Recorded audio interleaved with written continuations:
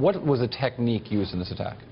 It appears that the technique, Corey, was that the attackers changed the DNS, the domain name system, for the internet for these affected sites. And that's basically the URLs. When you type in www.nytimes.com, they redirected it everywhere, or just, explain a little bit how DNS works. Yeah, so DNS works similar to the, to the phone book, if people remember what that is. It takes a name. The phone books, just to be clear, were these books. With pages. That's right. It's a long story.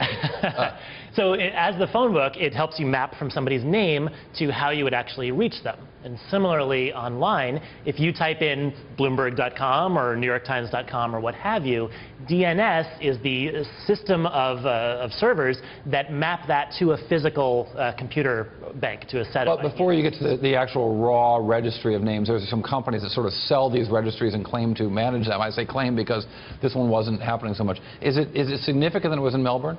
No, I don't think it's significant in Melbourne. It's a very well-regarded, very large company that provides domain name service registration for a number of companies. Why does it take so long to fix something like this?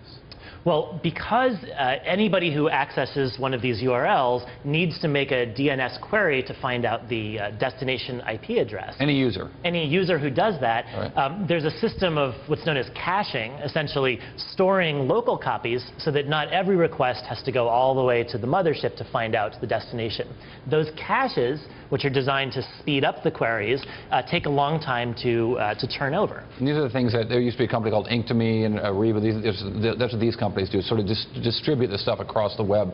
It's a form of distributing it and of storing a local copy so you don't have to go back to your source of truth every time. Those can take hours, even days sometimes, to clear out, and that's the trade-off between being able to respond quickly versus being able to get the performance benefits. Is it clear what this group wanted? It's not clear.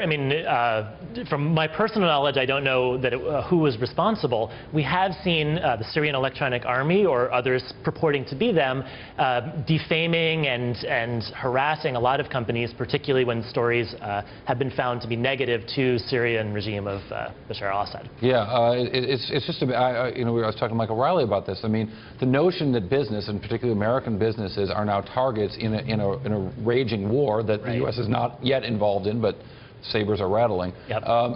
Is a new era here. Absolutely. Bad guys go to where the opportunity lies. You don't have to run faster than the bear. You have to run faster than everyone else the bear is chasing. And so in this case, a soft target like a commercial entity is frequently easier for the bad guys to go after as opposed to actual military infrastructure. I want to change gears a little bit because I've been thinking about, we've been reporting a lot about wearable stuff. And as it relates to hacking, I wonder what as we enter in a new, I don't know that anyone's going to want to hack into my Fitbit or my Up Band or whatever, but right. I wonder with Google Glass or with an Apple wearable device, if there are new types of are hackers salivating for these things to hit the market?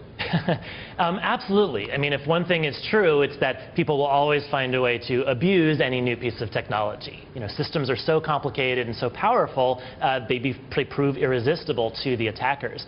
But in much the same way as this New York Times incident, what it means is that on the defense side, we really need to look at a continuum of risk.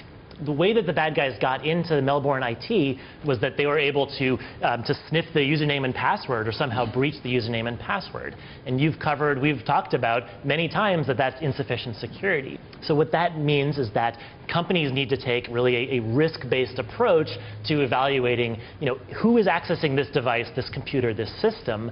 Is it the appropriate person, and is what that person's trying to do appropriate in this context? Interesting. I also wonder if the apps themselves, because this wasn't the New York Times getting hacked, right? It was the DNS server, that's right. One of them getting hacked. And so I wonder if these devices, if they open them up for apps, open themselves up for more risk. Absolutely. With something like Google Glass, which admittedly is very early stage, you have a powerful camera, you have a video camera that's transmitting. It also knows your location. It even knows the orientation of your head. And so if bad guys were able to gain control of that, they could both monitor the wearer as well as potentially monitor anyone the wearer is looking at. If I was wearing it right now, it could be watching you, and neither of us might know.